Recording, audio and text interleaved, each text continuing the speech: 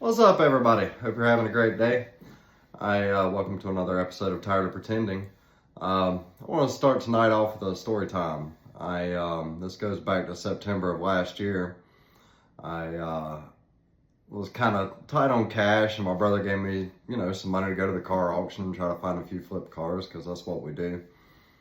And I'd already bought one. It was relatively an inexpensive, quick flip. And was walking through the parking lot and I saw this box truck. And I'm like, man, that thing's kind of neat. It's got the old trusty 2-valve 5.4 in it. And I hopped in it and hit the key, it fired up. And I was like, man, I don't need a box truck. So anyway, I kind of looked up at the window sticker and I'll never forget, it was lane 24, run number 100. And I'm like, man, I was just in there. That's got to be coming up soon. I'm like, why is this truck not moving? Because typically they pull them through the lane. So I walk in and lo and behold, it's lane 24, run 99. And cars pulling out. I'm like, well, the box truck's not coming through. Something must be going another day, or maybe transmission's bad and it's not going to move through the lane. Whatever, I didn't know. Anyway, the auctioneer starts and a couple of hands throw up. He explains that the truck runs and drives, but it was too big to fit in the door. So I kind of hung out a minute, but didn't have enough money to buy it. And it wasn't really getting any bids. So I threw my hand up a couple times and started to walk away. And the auctioneer yells at me. He was like, hey, man. I was like, yeah, what's up, me? Because, I was out. And he was like, yeah, what's your number? So I showed him my shirt, had my sticker on. And he was like, sold. I was like, man, no way. No way I bought that thing that cheap. So I go out and I call my brother and I'm like, hey, you're probably going to get a call on an if sale. And, I don't know what box trucks are worth. I just, figured I'd buy it if it was that cheap. Anyway, about that time the phone pings and said sold. And I didn't know with the auction fees and everything if I was even going to have enough money to bail the thing out. So I started doing some quick math in my head and running to the bank to get a cashier's check. And I got $20 back. So I was able to make the purchase happen. And, I'm like, whatever, we bought a box truck. So I come home and I do some goofy ass thing on Facebook like I do, talking about, what are we going to do? Put a stripper pole in it or go skating? Like, what are we going to do with the box truck? It's going to be fun. Well, a couple days later, I'm scrolling Facebook and I'm seeing some reels of some pretty horrific things up in Western North Carolina.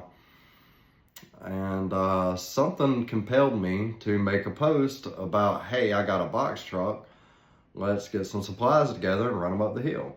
So that's what we did. And next morning, I contacted some people at Kannapolis Moose Lodge, and they were kind enough to let us come over and gather supplies, and met so many new great friends and became even greater friends with old friends, and just started making trips and made a lot of wonderful contacts, met some amazing people. And basically it changed my life. Like, it was I had a really weird unintended consequence that I never thought would happen, but listening to all the stories of people that were just going on with their day-to-day and then suddenly lost everything they ever had totally changed my perspective on material things. Because I've always had, I guess, a contingency plan, because I'm fortunate that my parents are well off and they've worked their asses off for it. And they've had an excellent quality of life and they've provided me with a great upbringing. But it hit me that if something happened to this house and everything was gone, they're downstream. So the contingency plan would be gone too. And then you're basically beholden to either insurance companies or government to bail you out. And then, a lot of times there, it's not fair. Like they devalue the stuff. And anyway, I could go down that rabbit hole and we will on another episode, but I'm trying to keep my focus on where I was going. Community came together. And that's the biggest thing I took away from this. But the unintended consequence of all of this was I've lost my value for things. and money and possessions, because like I said, everything could be gone in a second. And I can't, I'm having trouble even selling parts, because that's what I do, and selling engines, and I see the value in the hard work these men put in to build these things. I just personally don't know how to put value on things that I don't value anymore. So, tired of pretending, to me, this whole time has been tired of pretending we can't make a change. Community can make a change, and there's a lot going on in the world that can ultimately be solved if we can take the things we've learned at a local level, grassroots, people getting together, like the people running supplies, the guys building tiny homes now, and I plan on having these guys come on the show as well. Communities came together and got shit done despite the government. And I'm going to have people on telling stories that you're not going to believe. And I want to have government guys on too, telling their stories. Because, I mean, I've talked to firemen even here from Kannapolis that were up there like day after. And, you know, those are government workers. So I'm not totally against the government. But at the end of the day, the government that we deal with on a daily basis doesn't seem to be for the people, by the people. And we have, when we look more globally, we have a handful of people controlling a vast majority of the wealth, and a handful of people that have their hands on the nuclear button. And it's time that we, the people, come together and make a difference. And I think we can show that by starting a program, or starting programs. You know, there's several things already going on, like in Western North Carolina. I want to start things locally here and spread them as well, using the resources those guys have learned, whether it's building tiny homes or figuring out how to get supplies where they're needed, because that can be used, you know, here even with families in need, you know, needing food. You know, we can make, and I know there's food banks here. Let me get back onto my topic. So what I want to do is I want to figure out how to fund and get churches or whatever community groups together. I want everybody to be included. I don't want it to be denominational. I want just people to come together. Let's get some tools gathered up, bandsaws, you know, lathes, all sorts of woodworking, metalworking, welders, stuff like that. A lot of us have it. A lot of the stuff's that the state sells for dirt cheap.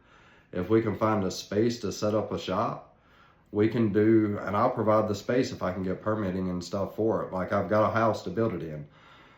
If the government will let me, they'll give me permission to train children how to sustain and build things. You know, teach them how to plant gardens, teach them how to, you know, if they need to build a chair, build a fork, or, you know, teach them how to work with their hands. Basically make shop class for homeschool kids, or for kids that aren't getting it in their public school. You know, do after school programs where instead of paying a daycare, your kid comes to shop class and he learns a trade. And I know that of just the couple guys around here that were helping me run stuff up the hill, there's carpenters, there's plumbers, there's machinists, there's mechanics, there's, I mean, I could go down the list. Everybody has resources, and I know they're willing to share the resources, or at least share their time. You know, you could say, look, I'll take half a day off Monday and I'll come and teach a kid how to build a mailbox. And then if we end up doing homeschool classes or summer courses where kids can come for an entire week, you know, a day class for a week, maybe we can do things like build a soapbox derby car, or build pinewood derbies, or build CO2 cars. I mean, that's what I did. I love building CO2 cars, and I think it'd be cool to build a track. And let's get kids working with their hands.